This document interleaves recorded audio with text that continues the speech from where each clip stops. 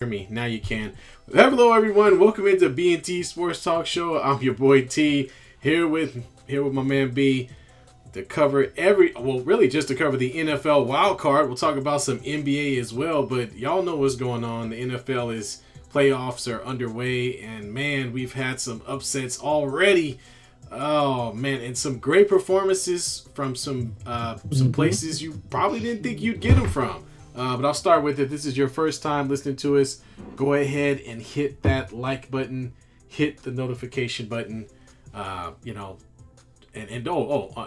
I forget? Hit the subscribe button. Don't forget to hit that button. Yeah, that's the most important button they need to hit, sir. Oh, well, thank y'all. Thank everybody for joining us. B, how you doing, man? You told me earlier about your experience with a very, very large dinner earlier today. Or breakfast. Yeah. Brunch. This was probably the best breakfast you can have at 10 a.m. We met with some family members and went to go get some dim sum, and it was a lot of food, to say the least here. We're not going to discuss the pricing of that food because it's a large amount, but it was good to be with family this morning. Some second cousins that we found out that we just had, so we all got a chance to break bread and enjoy some really good food here. And then trying to stay awake for football was the most difficult thing. My dad put it best. We were MSG overload. There you go. MSG overload. But yeah, man, it was good. It was definitely a good time. But I'm ready to talk some sports, man. Let's get into this. Well, luckily for you, the early game was postponed until tomorrow, so you had plenty of time to take hopefully a long enough nap to get to the 1:30 start.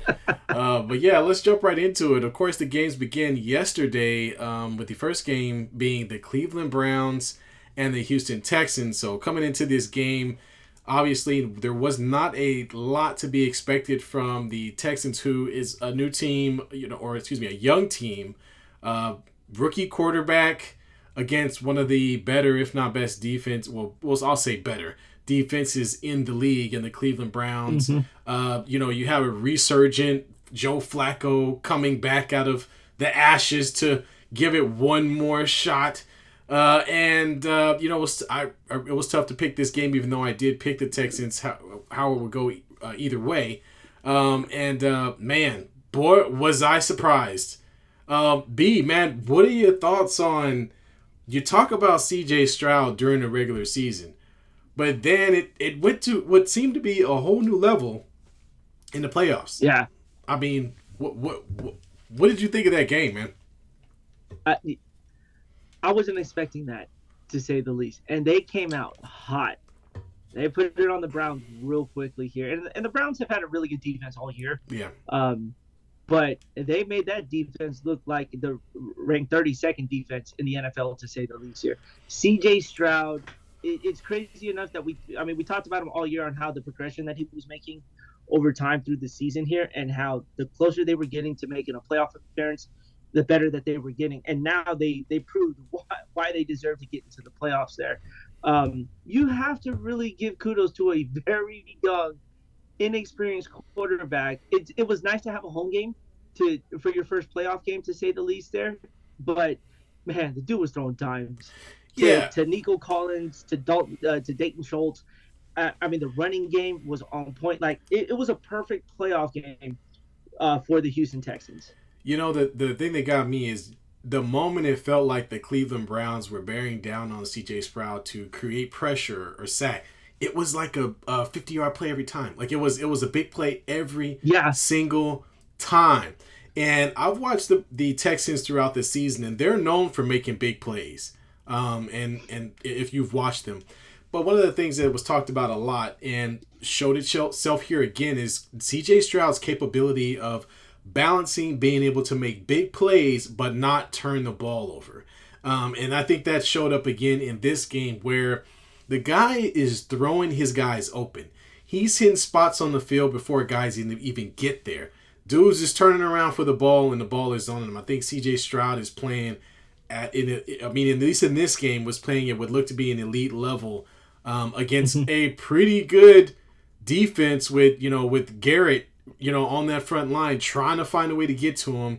The Texans did a good enough job of keeping him upright. He definitely was pressured and definitely took some shots too. But like I said, man, every time he took a shot, it seemed like the ball was going 40 yards down the field for a reception. Yeah. So See, I guess we have to realize that these guys in their former lives as college as collegiate athletes have played in some pretty darn big games.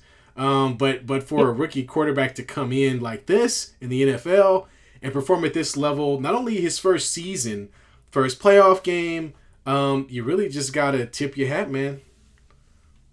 Yeah, and you know what's the crazy part is CJ Stroud's last game was in the college football playoffs against the Georgia Bulldogs, who was at the time the top defense in the nation, and almost beat them. I think they lost 45-38. It was a high scoring game. So these big time programs, as much as I get on them about it, they are prepping for guys like this to be able to enter the next level, to to succeed at a very high rate here, and that's what going through those big time programs does, is it allows you to get ready for big time moments like this here, because he had already played in an NFL stadium in front of a full house. He played in Ohio State in front of 100,000 people. So for him, the moment wasn't too big, and it's showing. Like, he is very composed under pressure here. He's not doing a panic throw where he's just letting it fly. Like, those throws under pressure were all on dimes to someone.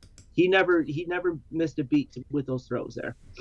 Exactly, man. And then I was also surprised to see how well the Texas defense played. I mean, they had a Yeah, pick as well on Joe Flacco, who kind of threw true. They have back to two back picks. picks, and and let's be honest. I mean, Joe Flacco, that's kind of what he was towards the end of his career. Really became a kind of a turnover pick six machine for a little while there, and so that did kind of rear its ugly head. And they did a good job of keeping things in front of them. They didn't let Amari Cooper beat them deep. This is starting to look, or at least for now, after this game, is looking like a team that maybe they don't get past the first round, but whoever they're facing next, they're going to be competing their butts off against, and it's not going to be an easy win. So, I'm just happy to see new blood. I Yep. mean, Tom Brady retires, Yes. Belichick gets let go, and now we get to see all these new teams, all this fresh blood. We're talking about C.J. Stroud now. We're going to talk about Jordan Love in a minute. Just to see these new teams push themselves into the fold, and push ahead of some of these teams that are always right there but just can't get it done, like the Cowboys. So we'll talk about that too. You had to throw that in I there. mean, Cowboys, silly man. Yeah, but I'm looking forward to it. So let me look up the bracket here. Who would they be Why playing next?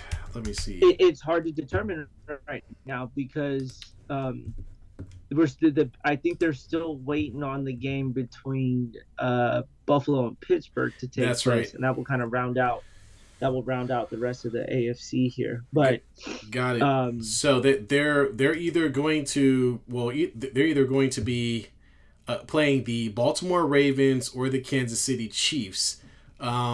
Either one of those are pretty good.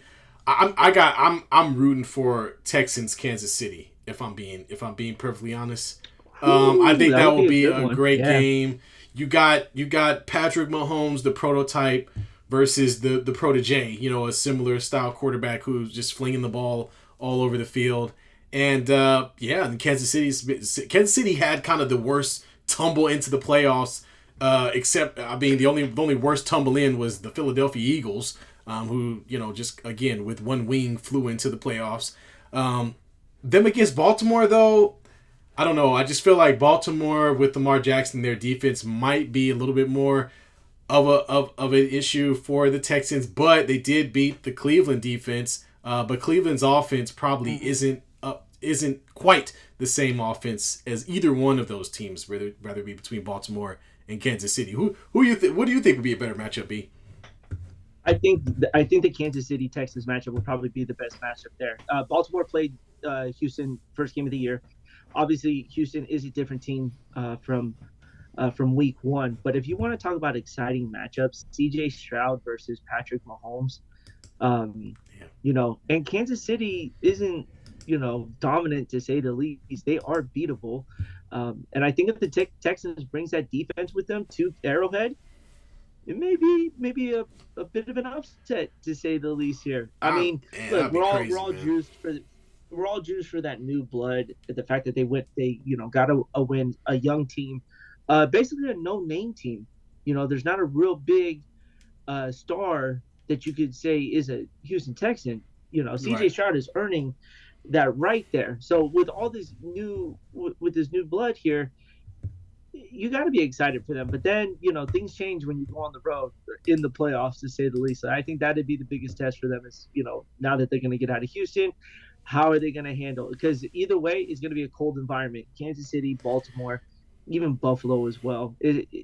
We'll see how they do there. But Yeah. kudos to the Texans, man, for getting it done. Very Yeah. very good. Absolutely. And again, we're both. I'm glad I got that pick right. Look, I'm again glad to have that young blood in the playoffs. Yeah. Shake it up a bit. Let's see what falls out. So let's move on to game number 2. I also picked this one right, and for good reason. The Chiefs and the Dolphins. So the Dolphins probably should have won a couple more games so they could have maintained home field because they found Yeah. themselves playing in -7-degree weather as a Miami team. Oh, I sent you a text about Yeah, you Tua. did. I said this isn't fair. Tua grew up in Hawaii, plays in Miami, and now he's playing in -7-degree weather in Kansas City. I don't think there's a way you can coach that. I don't think there's a way you can prepare for that. I don't think there's a way you can simulate that without actually being in it. And I just think that was the game. Honestly, the style of the Miami Dolphins trying to do what they do in that weather where the ball feels like a rock and your hands are freezing. Tua didn't have a glove. I don't think he had a glove on his hand, on his throwing hand in that game. No. Nothing can prepare you for that. No, not at all. I mean, look, you said -7. That was just the temperature. You forgot about the negative Oh, 30 that's wind right. chill That's right. The wind chill. as well here. The playing surface is an absolute. It's like playing on cement at that point. Oh You know, man. they had to. I mean, I'm sure they have this through the season, but there's heaters underneath the field to try to keep it as warm as possible, to keep the playing surface as soft as possible here. Yeah. Watching that game, dude, no one wanted to tackle. You can see it was just terrible tackling here. It was miserable, to say the least. People's helmets were breaking. I was watching. They had sideline guys having to get new helmets every single time. Did you see the chunk that came out of Yeah. Patrick Mahomes' head? Yeah. Out of his Dude, that helmet. was Yeah, man. insane. I've never seen that before. Yeah, I'm sorry, out of his Never. helmet. That seemed a little crazy Yeah. to say out of his head. But out of his helmet, man. It's like, dude, it was a different beast in Yeah. Kansas City here. And look, like you said, the Chiefs, they're used to it, so they knew what was happening here. Yeah. And Andy Reid had a frozen mustache. Didn't bother. That thing was frozen. He had icicles coming down his He had coming down his lip, ice boogers. Didn't bother him at all. Yeah. But look, Miami was not ready for that game. They were not ready for that weather. They say what you want. The weather was the biggest factor for Miami because when you look at it, Kansas City kicked a lot of field goals that game. Yeah. There was not a lot of touchdowns on the Kansas City side. So Miami's defense did their part to try to keep them in that game for as long as possible. But that Miami offense was just terrible. Guys couldn't get open. It looked like he was just like half-assing the throws here because he probably had like 50 layers on. His arm movement wasn't the same. You know what I'm saying? Like, yeah, dude, they weren't ready for that game. Yeah, they were not, and it's really unfair to ask this team who plays fast, plays in a warmer environment, to go into Kansas City and try to win a game. There's just no way to prepare for that. I'm sorry. The fact of the matter is this is the win that the Chiefs needed, and they needed this win bad. Again, they were the ones stumbling into the playoffs. They did not look good the last, I think, I'm going to say 4 or 5 games of the season. They didn't look too good at all. Right before the end of the year. And at one point, they looked great. The defense was playing well. Offense was playing better. But the one thing you did not see, one thing you saw was that the Chiefs made a point of getting the ball in the hands of guys they thought would catch the ball. Okay, Rishi Rice was literally wide receiver number one. Travis Kelce was also, although Travis dropped like 2 balls, he dropped a couple of balls in that game. It's funny because every time he dropped the ball, it's like, what the heck are you doing? When he caught a ball, they showed, what's her face? Yeah, we won't talk about that. I can't even remember. I forgot her name. But anyway, you know what I'm talking about, the Swift lady. Yeah, there you go, Taylor Swift. But it's funny, like it's funny that you didn't see you had, I think they had Scantling in the game. Your boy with the gold teeth, what's his name? He was gone. Tony. Kadarius Tony. Yeah. Scratch. Did not play. He can't catch the ball. All of a sudden, Kansas City's receivers were just catching balls left and right. Well, like they hadn't dropped 40 pounds all year. Now, all of a sudden, I mean, the first drop, it looked pretty legit, to say the least. Okay, so Travis Kelce dropped a few, and I would like to point out that Mecole Hardman had 2 long pass plays where he was open, and he could not find the ball. He couldn't find the ball. Like, he literally was like, where is the ball? And the ball drops a yard to his left. So, I don't know if they're not healed by a long shot. But they do have the advantage of playing in Kansas City in this next game. Or no, excuse me, no they don't.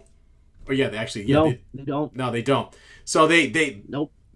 They're not healed yet. We'll see how it goes. But I don't know, man. I don't know. I don't know. If Buffalo wins? Yeah, Buffalo wins. Buffalo wins, they go to Buffalo. Correct. And that is not. If we see what's happening in Buffalo right now, people can't even get out of the doors. You know, they have fans shoveling snow inside of that stadium right now.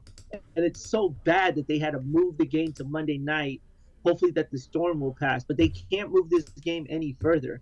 So if Buffalo wins, that environment you thought that was cold. Imagine like 900 feet of snow and trying to play football in that. Like, we all know everyone's running the ball. If you have the audacity to even try to throw the ball, you're out of your mind there. So they're gonna have to. Yeah, it's gonna be a very interesting game. Isaiah Pacheco, no one talks about him a lot, man. That is a very good running back who can help set the tone for Kansas City to get the passing game going here, and he did. He ran. I think what was his final set? So he got he was 24 carries, so they ran quite a bit. Yeah. 89 yards, 1 touchdown, close to 4 yards in average. 4 yards a carry. And yeah, man, and we talked about Rishi Rice, 8 receptions, 130 yards, 1 touchdown. So yeah, it was pretty clear that these were going to be the playmakers, and they got him the ball. And like you said, yeah, Pacheco runs hard, runs angry. So, he's built for it. Pacheco looks like that kid who's got brand new shoes on for the first time. Yeah, he does. Like, you ever see when he gets into the open field? Y'all need to look at them. When he finally gets into the open field, he puts his head down. Dude, he is high stepping. Yep. It's not even a stride, man. He takes like 900 steps to go 10 yards because he's trying, but he's fast. But it doesn't look like he's running fast at all. It's comical to say the least here. Yeah, man. I gotta say, he may give them an advantage in cold weather. I mean, we'll see what it looks like if the Bills manage to get going. Although the Bills have a nice little group of running backs between Cook and Murray, it'd be interesting to see how it turns out. But they got their own problems to deal with. They got to play Pittsburgh.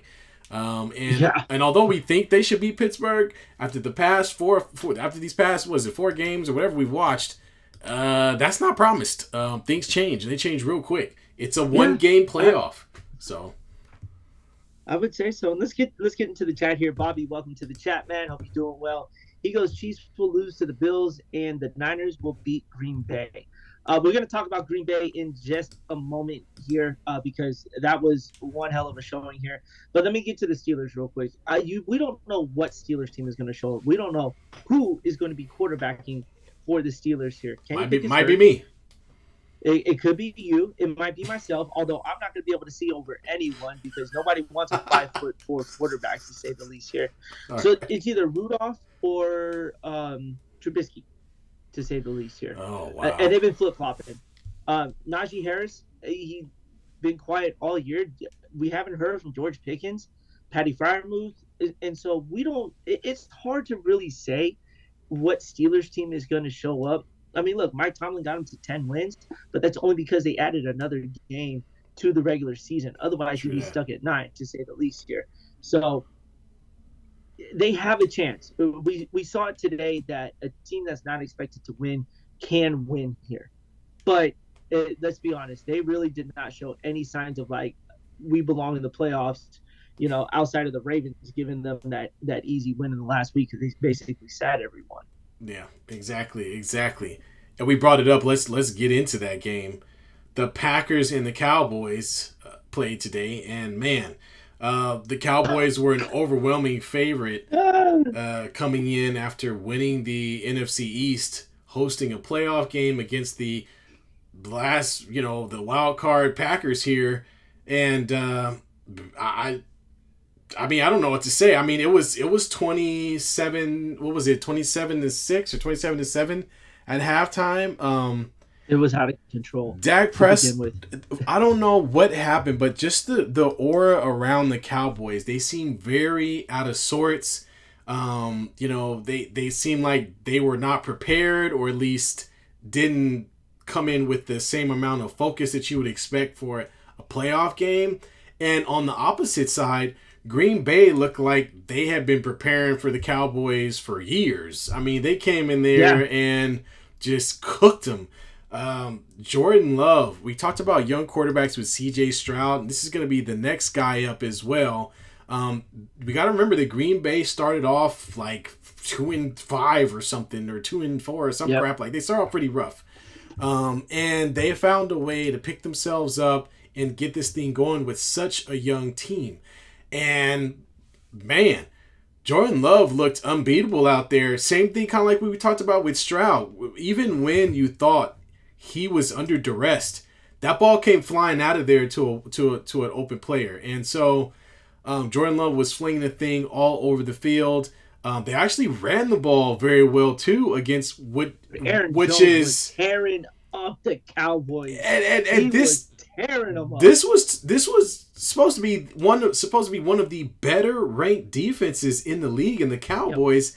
And I gotta say, they look like dog food. They had no answer. They kept getting beat in their zone time and time again. One play specifically was the play action play where the tight end got so wide open that he was standing there by himself waiting for the ball to get to him, and he just turned and ran up the field for a touchdown. And I think that was Musgrave. Yeah. Jordan Love was thrown off of his back foot. Yeah. He just threw it. When he threw that ball, he just said, "See ya." Yeah, man. And there were a few plays like that. And the kid just, I mean, guys were wide open. So you gotta give the Packers coaching some credit in this game, because going up against a defense like this, you would think that it would have been more of a grind and a struggle. They nearly hung up 50 points on this team. They were running the ball, throwing the ball, doing any and everything against this Cowboys defense. And yeah, man. And here's a stat I want to throw at you. We got Jordan Love, 16 for 21, 272, 3 touchdowns. How many yards do you think Jordan Love ran for? Like 2. Didn't need to. -1. Ran for -1.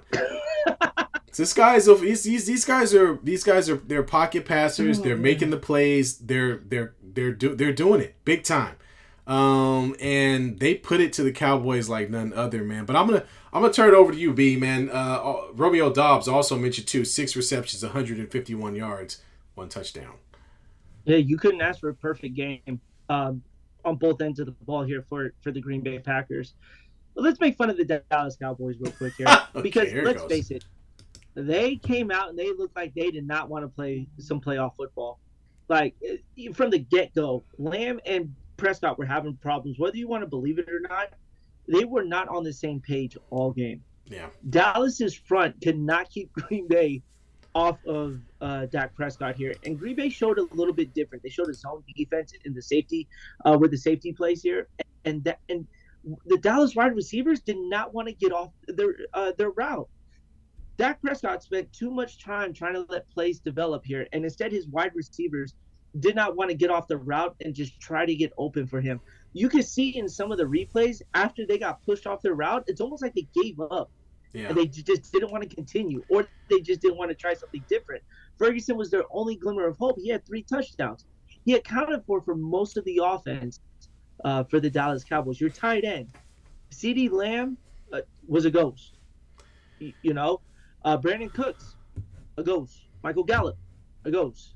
Tony Pollard, ghost.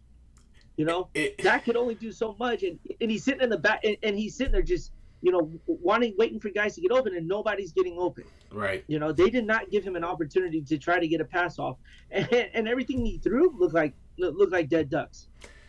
Dude, it's like they picked the worst moment to have their worst game. I mean, that's really what this looked like. Yeah. A discombobulated team that had really played really well at home throughout the majority of the regular season, and they get here and all of a sudden they don't know what to do. But this has been the Cowboys in a nutshell.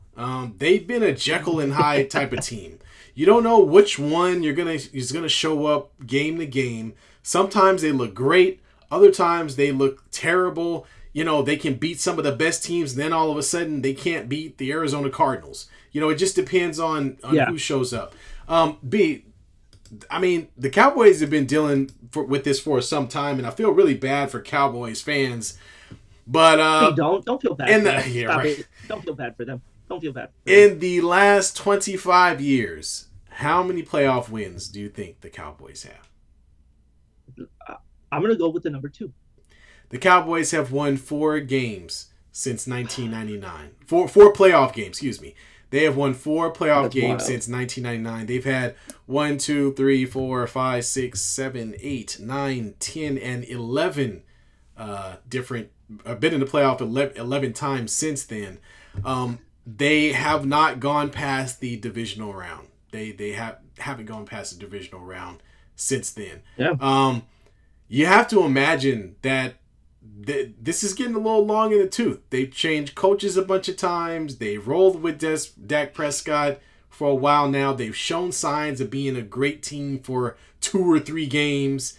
But whether it be Tony Romo or whoever, it's the same ending. They get to the playoffs, and then they don't even make it to the champ. They don't even give themselves a chance to get to the Super Bowl. Mike McCarthy's got to do something, man. If this was his opportunity to beat his former team, the team that fired him, for all the success that they had, he had a chance to rewrite the history book, and instead decided to have nothing to do with it. Watch his team. I'm sorry, I was rooting for 50 spot. As much as I don't like rooting for both teams, if there was something that was going to be good out of this, is that the Packers were going to put up 50, and they could have easily even dropped 60. They called the dogs off early in the fourth quarter. They almost was messing around to decide to make it interesting, because when Dallas scored, it was a 2-possession game. They all it took was an onside kick to make things go really, really weird. Yeah. In that aspect there, but Dallas just fell too far behind to even try to mount a comeback. And can we talk about how unfair it is for the Green Bay Packers to have potentially 3 quarterbacks in like 3 decades? Yeah. They went from Brett Favre to Aaron Rodgers, right, at the potential of Jordan Love. We talk about how many teams go through quarterbacks, and no one talks about how the Packers have only had 3 quarterbacks in damn near 3 decades. Yeah, well, I mean, it's unfair. Yeah, no, I agree with you, man. Most teams, especially even my team, the Raiders, we've gone through quite a few quarterbacks, getting to the point where we kept Carr for the longest. But look, I mean, the bottom line is the Green Bay Packers came in, they were prepared, and the Cowboys came in and stunk up the joint.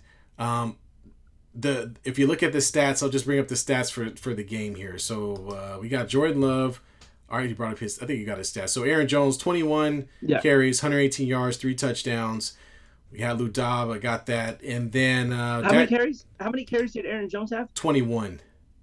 That's how dominant that running game was. Yeah. Because the Cowboys were one of the best run defenses, and they ran the ball on them 21 times for almost 200 yards. Yeah, almost 6 yards a carry. That's wild. The Cowboys, put up numbers late. So Dak Prescott threw the ball 60 times for 403 yards, 3 touchdowns, and 2 interceptions. CeeDee Lamb 100 yards, Gallup 103 yards. But again, these are hollow stats because most of them came in that fourth quarter after the game was already over. Hey, Bobby just made a comment. Cowboys remind me of Brian, unreliable on Call of Duty when it matters the most. I am very reliable, okay? I am the sacrifice goat when it comes to that game. We're going to get a little off subject real quick here, all right?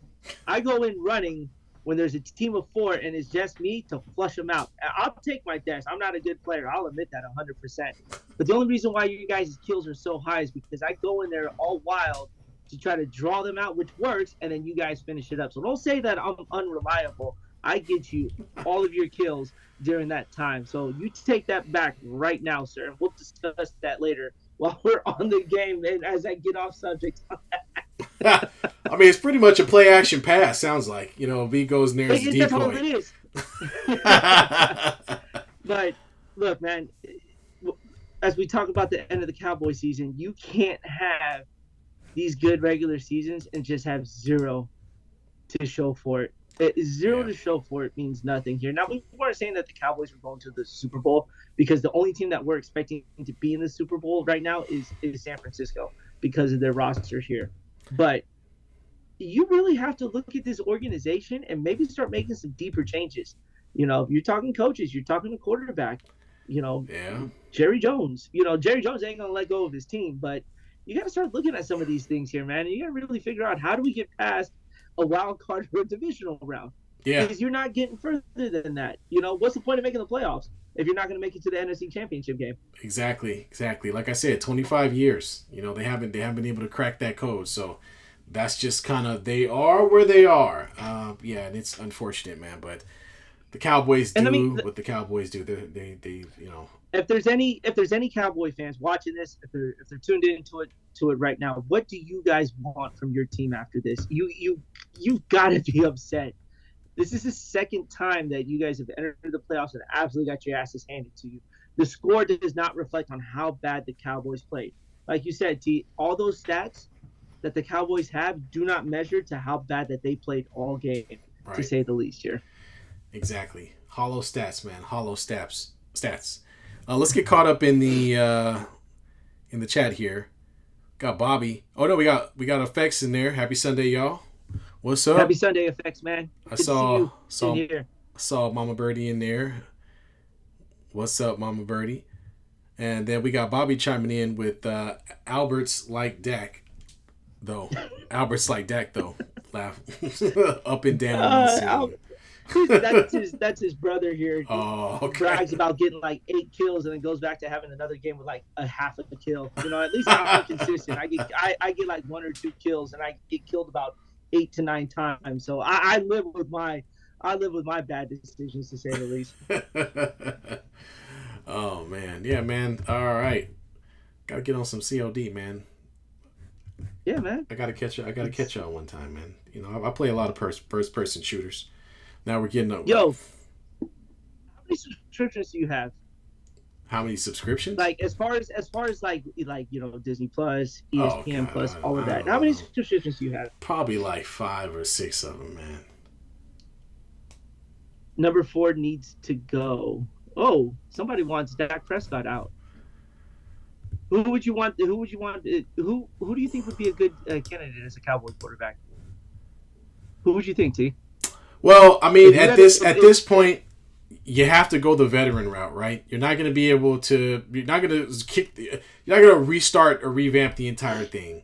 So, I mean, whatever you can shake loose from the veteran quarterback tree, that's who you're left with. And I got to be honest, I don't know if there's an option out there that's better than Dak Prescott. I think that's the Cowboys' biggest problem.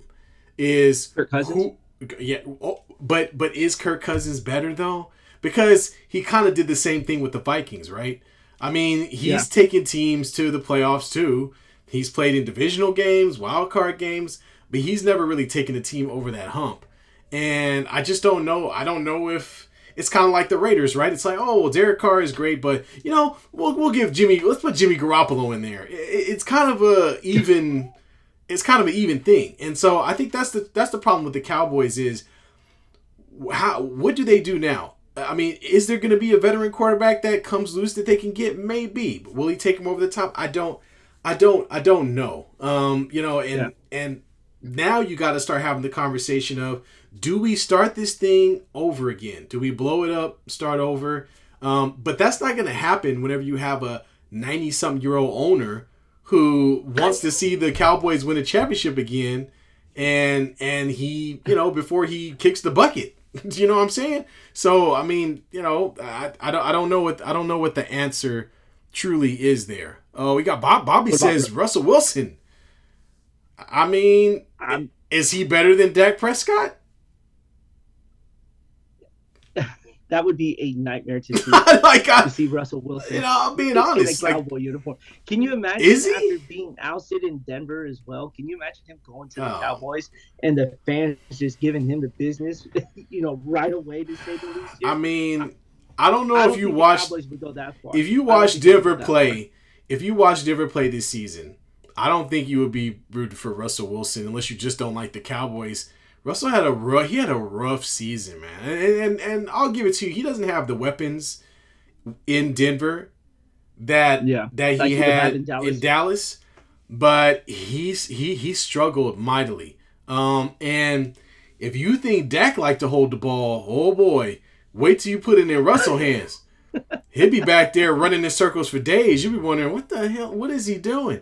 But hey, you never know. Geno Smith? Oh, I do. I like Geno Smith, but I don't know. Geno Smith as a Cowboy? I don't think Geno Smith is better than Dak Prescott. I think he would. I think he would put up. I think he'd be a little better. I mean, I'll say that. Yeah. Okay. I'll say it. I mean, it's close. It's close. What about Tua? Tua ain't going nowhere, man. He ain't going out. I mean, he's got to. Huh? Why? Aaron Rodgers. Aaron Rodgers. Quarterbacks out there now. Aaron Rodgers is in a hospital bed, so I mean he's not going anywhere. He tried to pretend like he was going to play this season. He's a old quarterback who busted his leg. He's not coming back anytime soon, and when he does, he's not going to be extremely effective. One for you. I got one for you. Who you got? You ready for this one? Mac Jones. I think Mac Jones really well in Dallas. The rapper? No, Mac Jones, not Mike Jones. Oh, you mean the white guy with the pimp's name? Yes, Mac Jones. That's correct. I think that would be a really good fit in Dallas for him. Oh my God! If they moved off of Dak Prescott, I think Mac Jones would fit perfect. If they move off Dak Prescott, and this is gonna sound crazy. Y'all might think I'm crazy, but as a Raider fan, I would say sign him up. I'd love to have Dak Prescott on the Raiders. I would love it. Dude, I think that would be a good fit for the Raiders too. Is a guy like Dak Prescott. But if they had to move on, I would petition for Mike Jones. The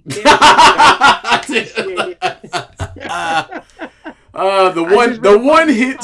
Said Mike Jones. The one hit wonder, Mike Jones. That's right. Remember when he put his phone number out there in one of his rap songs? Yeah, I remember that. That was wild, man. But man. Mac Jones would be a pretty good fit in Dallas. I'll put it like that. Yeah. But let's talk about a quick money grab that the NFL did. Now, a lot of us really didn't get a chance to watch the Dolphins and Chiefs, and grateful that we didn't because Miami was really never in the game. No. But the NFL decided to take a free game and make people pay for it by installing Peacock. The app Peacock, which is a streaming app for NBC, they decided to only say you can watch the game on there. You can't watch it anywhere else. You have to watch it on Peacock, right? They wanted $5.49 for a membership, regardless if it's free or not. I can't believe the NFL had the audacity to sit there and make people go get an app in order to watch a playoff game. You do that during the regular season, but when it comes to the playoff time, everyone deserves to watch it here. You can't sit there and do that, man. That is the biggest money grab move I have seen from any professional sports organization in a playoff time, to say, Go download Peacock. Spend $5.49 on Peacock in the NFL so you can watch a playoff game. How bad does that look? Yeah, and I was just quick update before I comment on this. Stafford just got stepped on the shoulder here in the third quarter. Oh. Took a bad injury. Had a D lineman literally step on his chest, Draymond Green style. Ooh, got hit.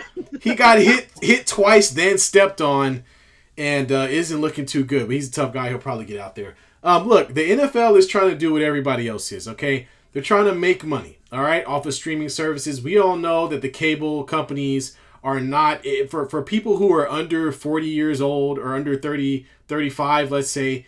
You're probably not signing up for Xfinity cable. You know what I mean? You're probably just streaming all your services. And so the NFL is trying to capitalize on that. They've already made this first step by making the NFL Network available through YouTube TV. And so this is just and through Prime, right? Amazon Prime does Thursday night, right? So this is just another way for them to test the waters to see how far they can go with the streaming services and who's watching what. Now they might not do this again for the rest of the playoffs or next year if it didn't work. So if NBC made some money off of it and it worked, then yes. But if it didn't and folks didn't really tune in, then no. It just depends on the ratings. But this is just them testing the water. It is kind of a crappy thing because, hey, folks already pay for their cable services or they already pay for, NFL League Pass or whatever it is. They shouldn't have to go to Peacock and download an app and spend $5 or get a free trial or I don't even know what the heck, whatever, to watch the game. Bro, I spent $400+ on the NFL Sunday ticket for this year, right? That it's already bad enough. That is an expensive pass to watch football every week. Don't get me wrong, I enjoyed it, but man, $400 for all the games in $1 billion industry. Come on, man. You're gonna charge people to watch a regular season game? Go ahead and charge them. You know, my sister brought up a good point earlier today, saying that don't be shocked if the NFL turns the Super Bowl into a pay-per-view. Can you imagine the Super Bowl as a pay-per-view and you got to pay $90 to watch a football game? That's ridiculous, man. This was terrible by the NFL. And Bobby, you are in Kansas City here. Hey, dude, not in Kansas City, but even I was at work and I wanted to watch the game. And they're like, oh, you gotta have a subscription. You have to have a premium account, right? Why? Yeah. This is a playoff game. I want to be able to watch this. I don't have to go through those subscriptions. Yeah, man. It's just the NFL trying to find new avenues, you know, and they've been running Sunday Night Football on Peacock for a while now, or streaming it through that way. But of course, they up the ante with the premium service, and they're trying to just hook people on for a couple of months because you know how we forget about our subscriptions. You sign up for it once, end up paying $5 a month for the next 6 months before you start looking and realizing, wait a minute, why am I paying for this? So I hope the NFL got what they wanted. I don't know if this will lead to a place to where they decide that, that I don't know how that wasn't a penalty on Stafford. Jeez Louise, that was a bad hit. Did you see that? That was terrible. He got destroyed just now. Anyway, so if they do it during the Super Bowl, there'll be a revolt. Let's just put it like that. People still pay to see it, but I don't think the NFL is going to go that far because they make most of their money off of TV deals. So hopefully they keep it the way that it is for now. But yeah, the NFL's getting more technologically savvy with the streaming service. NFL Plus, all these different avenues they're trying to attack the younger demographic because they know we ain't paying for no cable. so hell no. Oh man. Well, hey, Friday Night Come Dummies was here, and T, you one game away. 3-0, my man. I know for the second time this season. I've done it. Third time this season. Third time, yes. Third time. Yes, I'm so good. So very good. Texans covered. Yep. Chiefs covered. Yep. Bills are pending right now. The Rams are not looking so good for me right now. They're still down 24-20 to say here. And then I have the Eagles tomorrow night. So, Packers, I picked the Packers to cover and not to win and they proved me wrong, and they covered and beat the crap out of the Cowboys as well. There you So go. I'll take that all day here. Yeah, well, I I think think you'll get the Eagles, man. I think you get the Eagles. I don't know about the Rams, but yeah, especially hey, after that hit on Stafford. after seeing what the Packers did, we don't know what's going to That's true. happen That's true. tomorrow. You're right. We You're just right. don't know. You're right. You're right. You're right. All right, so Um, we're gonna finish up the show in the NBA. I'm gonna give a quick NFL update. Matt Stafford's on the sideline. He's throwing the ball. Detroit still has the lead with the third quarter coming to a close. Detroit's up 24-20. Let's jump into the chat too before we move forward. yeah, So we got some chatter going on in there. so we got Bobby. Go ahead, B. Bobby was I'm gonna have to tail T. Your education's really showing here, Bobby. I'm pretty sure you mentioned I'm gonna have to tell T for next week's games because he bet on the Cowboys. So hey, man, your picks are working. Somebody might take you up on that on those pick'em dummies, man. Yeah. Hey, you have to cut him a piece of the cut though if you get your picks right. You do Hey, have to help him out. hey, man. Hey, it's a new business, new day. I'm ready. Sign And me then up, coach. Hiram comes in with good example to rebuild is the Texans. The Texans are a clear example. Like we talked about earlier, there's not one veteran superstar on that team. Right. And look what they're doing. It's unreal. Yeah, and I think they're the perfect storm. And thanks for joining us, Hiram. Hey, man. Yeah, but the only thing is, if we're talking about the Cowboys here, they not gutting that thing until their owner dies, man. No. I think that's just how it's gonna be. I don't know. But that's like our teams, like the Warriors, the Lakers, those big time teams. They don't have time to sit there and go, let's rebuild here. They're just gonna to bring in the talent here. But the Texans may even draw a veteran presence after seeing what they're doing here, and to help with that young core, it could happen. Yeah, absolutely. And then we got Bobby with $1 Bob. He's a big baller when it comes to betting. $1. Just $1. Make it holla. Just $1. Make it holla for $1. Make it holla for $1. Dollar. All right. All right. Well, we're gonna transition sports into the NBA and talk a little bit about what's going on. We're at the halfway point through this season, and both our teams are just crap. The Lakers, I'll start off with my team, 19-21 halfway through. This is the exact same record they had last year with Russell Westbrook. Mm-hmm. They have not shown any improvement, and dare I say that the common denominator in all this is none other than their coach. I mean, I don't know how else to say this. I mean, they made the trade at the trade deadline last year. They got the pieces to make a push, and there was a lot of rah-rah going on. But I think what the Lakers have failed to understand is that they don't have a competent offense and they don't have a competent defense. And that's why they can't find any consistency on either side of the ball. It's one thing whenever you run a scheme and you put those players in that scheme to produce. And it's totally different whenever you're just throwing crap at the wall and hoping that somehow it turns into a cohesive unit. The Lakers have played 10 different starting lineups since the beginning of the season. They've had a bunch of different guys get hurt. But you know who hasn't gotten hurt? LeBron or AD. That's not, no, AD got a little banged up. He missed like 2-3 games, man.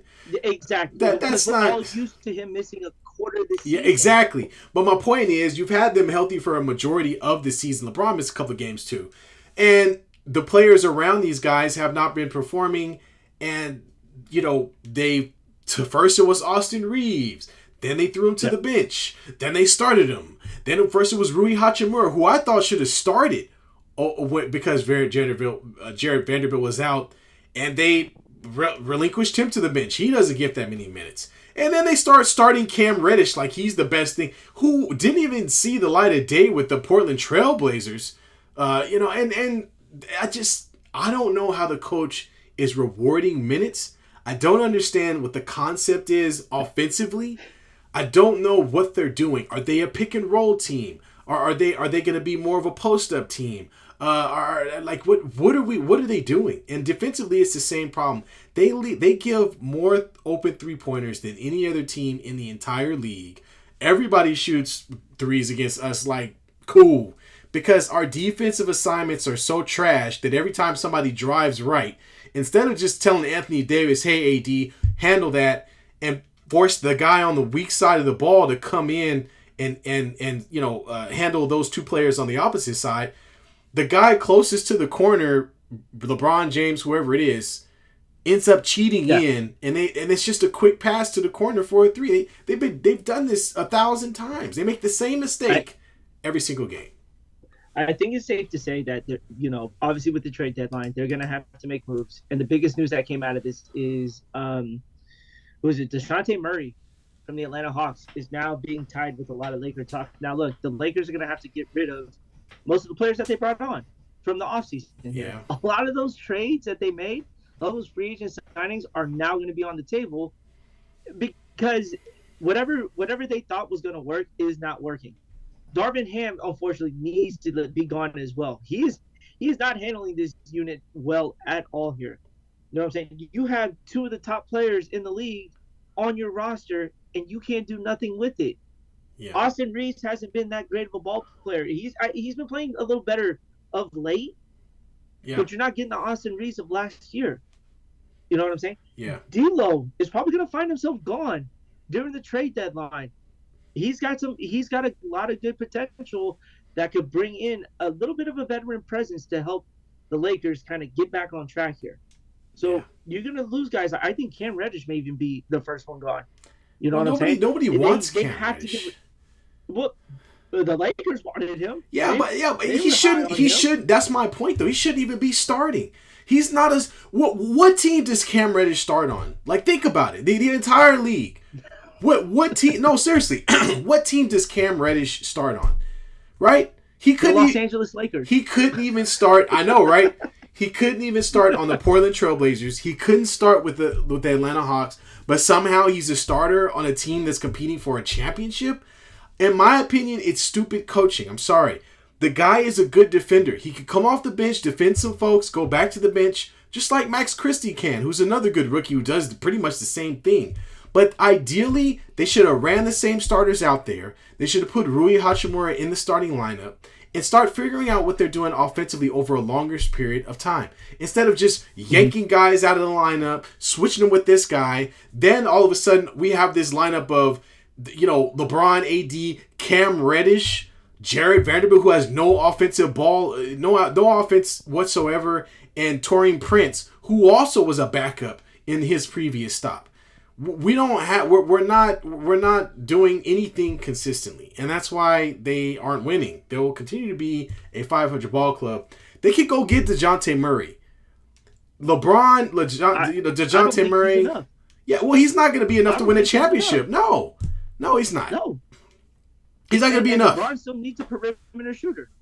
Yeah, he does not have a perimeter shooter. Austin Reeves, who we all thought was going to be the perimeter shooter for him, he is not that guy. D'Lo is not that guy. So they need to go out there and find a Kyle Korver. Because Kyle Korver thrived with LeBron when he was in Cleveland. Yeah. Who was it? Mike Miller? Mike Miller. Wow. He had Ray Allen. Yep. Shane Battier. He's had a guy that he can go inside out with. Yeah. He does not have that. And what you all thought was with Austin Reeves, now that's a $90 million, $100 million contract, and no one's really going to take on. No, people want him. He's a great prospect. He's just not a starter on a championship team.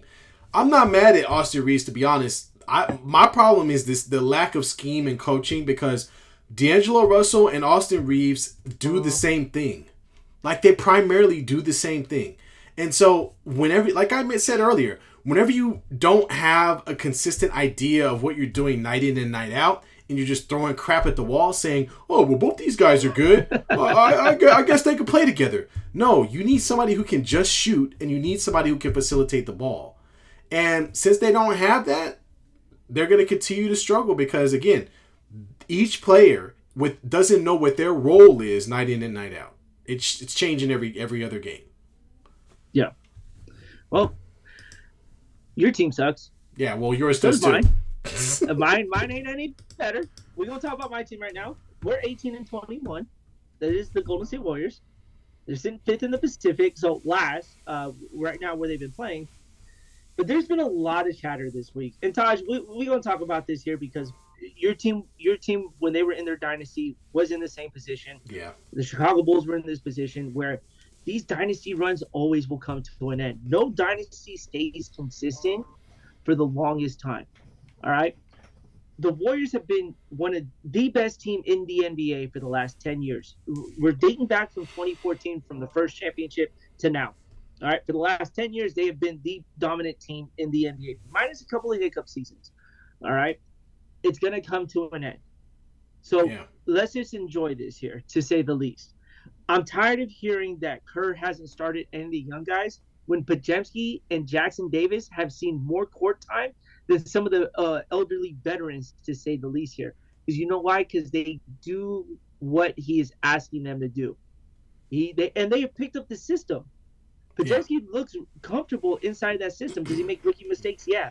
But the reason why Kerr's got the trust in him because he knows the ins and out of that offense here. Jackson Davis is a very good big man as well.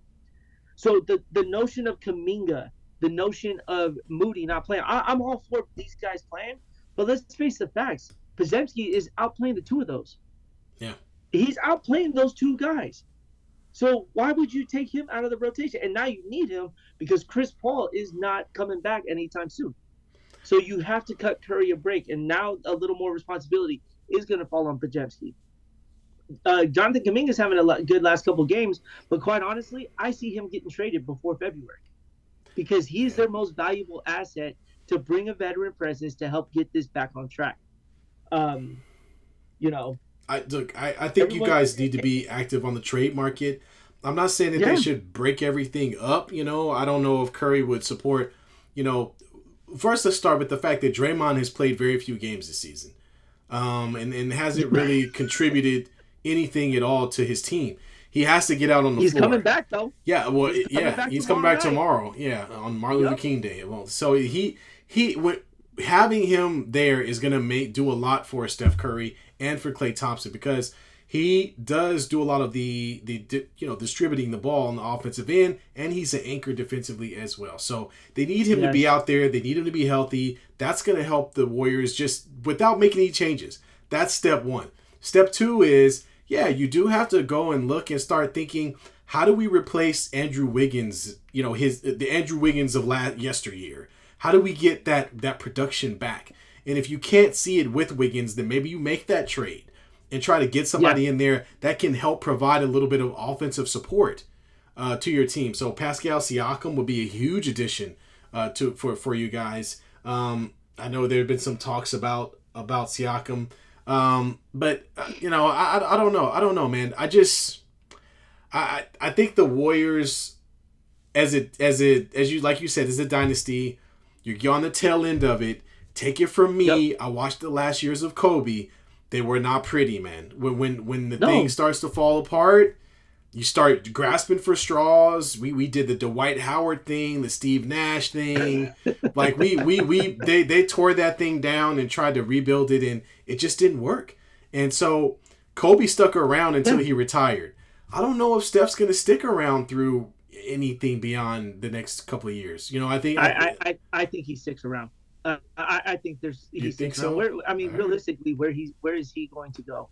He could go back home to Charlotte, but you're not winning a championship in Charlotte. Do you remember what those teams? I'm going to remind you. Okay, the Lakers were rolling out a team that consisted of a very young Julius Randle. What's his name?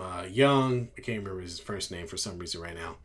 And just a host of guys in the last few years of Kobe's career. It didn't do anything.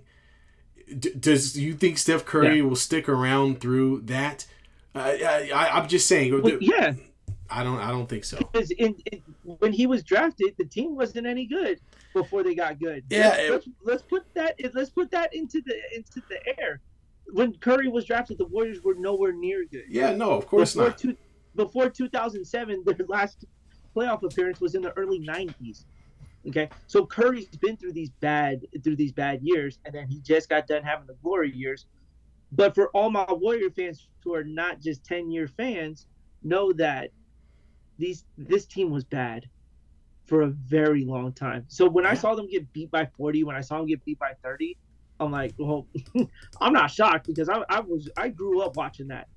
But we Yeah. still went out there and supported our team. You know what I'm saying?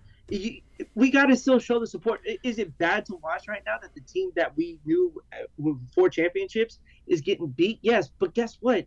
The league is changing. The league is getting better with a lot of young talent. And the Warriors aren't going towards that because the big three have earned that right. Look at San Antonio. Manu Ginobili, Tony Parker, and Tim Duncan. When Kawhi Leonard showed up, that was their last championship. We have not heard from the San Antonio Spurs Oh no. since. Yeah. He had to And look rebuild. at what Yeah. they've been doing since then. Yeah. All right. The Chicago Bulls have not won a championship since 97. Yeah.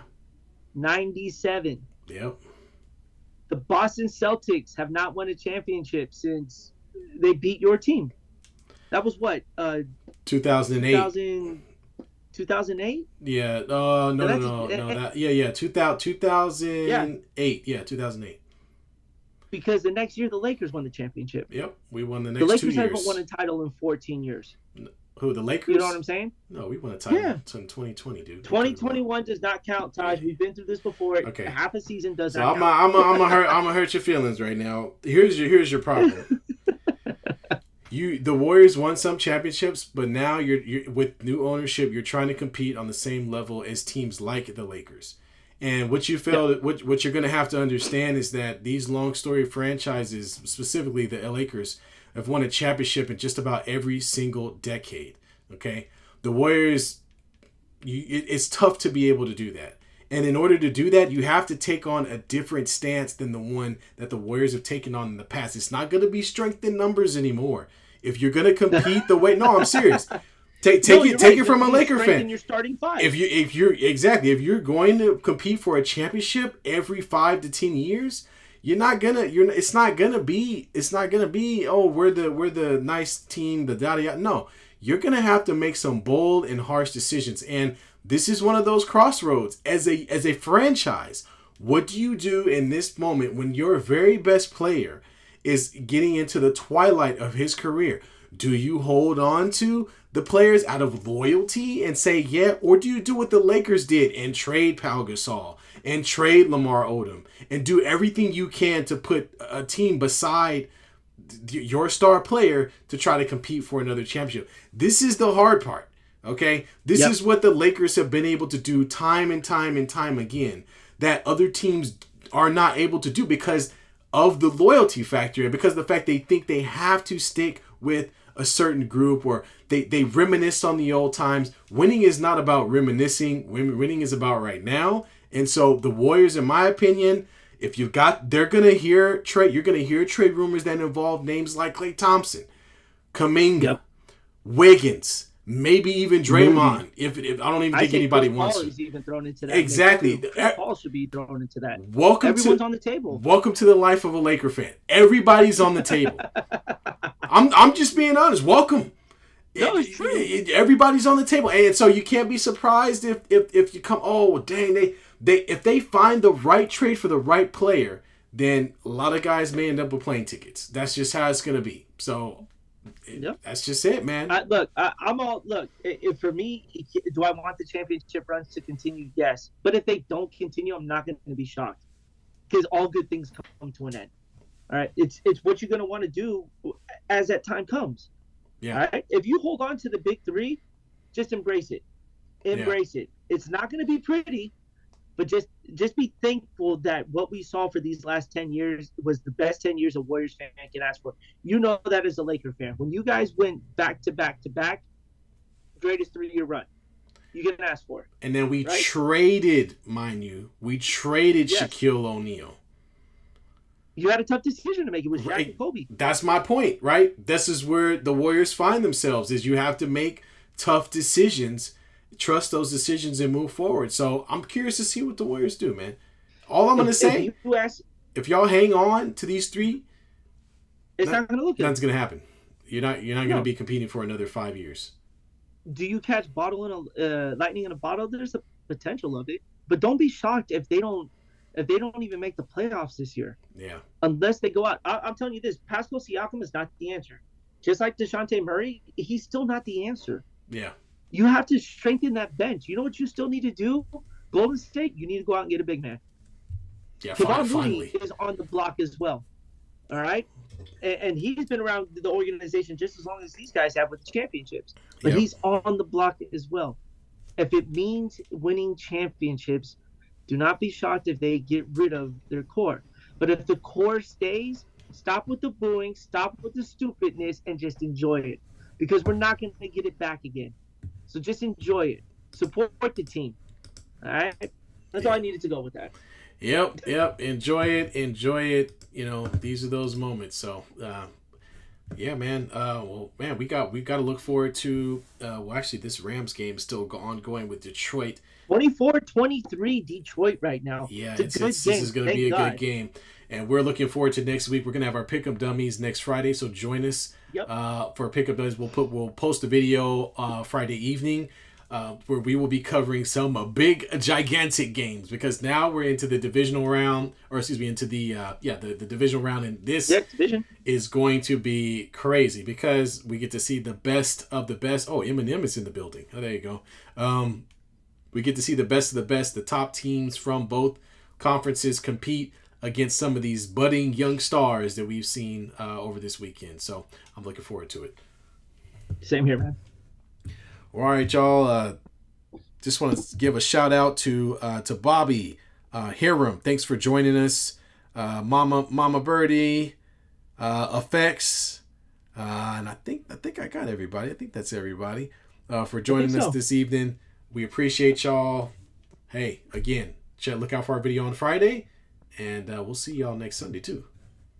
Catch y'all later. All right, peace. Peace.